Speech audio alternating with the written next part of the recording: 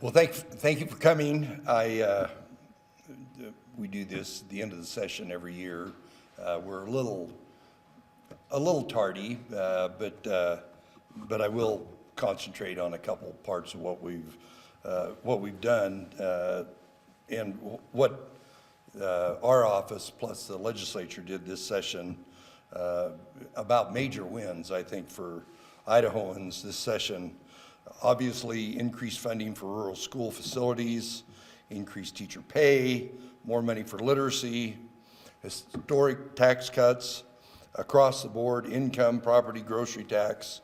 With these tax cuts, there'll be a grand total of $6 billion in tax relief since I got this job. Added capacity for launch at our community and technical colleges, and additional funding to allow Idaho to bond for $1 billion in new transportation projects. And this part of the state, in the queue, there's almost $500 million worth of projects from Pocatello east that'll take place in Idaho in the future.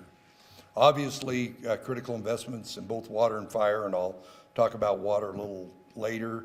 New resources to keep our communities safe, responsible Medicaid cost containment measures, and that's a very fluid part of the budget and what's happened at both the national level and state level. Obviously, a structurally balanced budget, and the list goes on.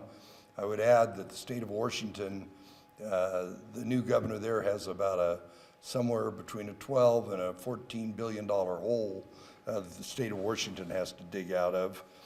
Today I want to focus on two specific areas, in particular public education and water.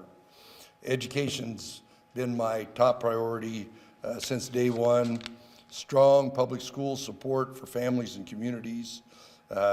It's both our constitutional and our moral obligation to the next generation that we increase funding and, more importantly, have better outcomes in our public schools. State support for public school has increased close to 60% since I took office. Public schools just added another $1.7 billion a year since I became governor, and today the budget exceeds $2.6 billion annually. Public school students are doing well too. We're seeing encouraging progress in the overcoming the learning loss since the pandemic. Our students now have more opportunities even after high school, specifically with our investments in Idaho Launch. This session, I'm pleased to talk about where we were successful, an additional $50 million for rural school facilities, an additional $85 million for increased teacher pay, and additional literacy investments this session. We've now put $78 million annually towards getting students to read more proficiency early on.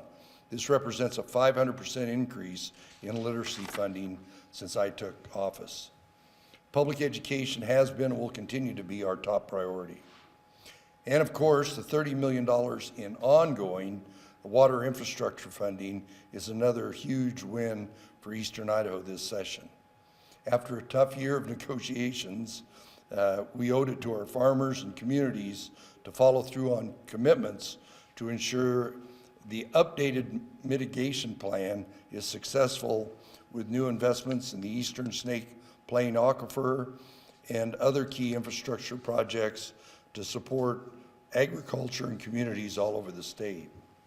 It wasn't easy, but getting legislative support for ongoing water funding was one of my top priorities, and I'm excited to say we will be back over here in the coming weeks to give this big accomplishment its rightful celebration.